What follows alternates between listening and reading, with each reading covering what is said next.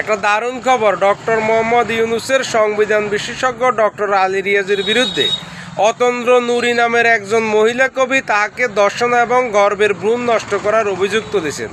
মহিলাটি জানান, 2023 সালের মাঝামাঝি সময়ে আলী রিয়াজের সাথে ফেসবুকে তার পরিচয় হয়।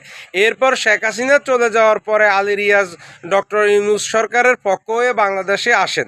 এসে তাকে ডেকে আলী রিয়াজের নিঃসঙ্গতা এবং একাকিত্বর কথা বলেন। এক পর্যায়ে তাদের সম্পর্ক গভীর হয়। এরপর হোটেল ইন্টারকন্টিনেন্টালে তারা দুজন বেশ কিছুদিন থাকেন, তারপর বিভিন্ন জায়গায় থাকেন। এ সময় তাদের মধ্যে দৈহিক সম্পর্ক হয়। এরপর তার বাচ্চা এসে যায়।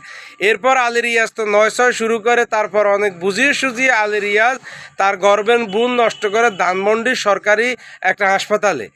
এরপর থেকে আলী রিয়াজ তার আর কোনো খবর নেয় না।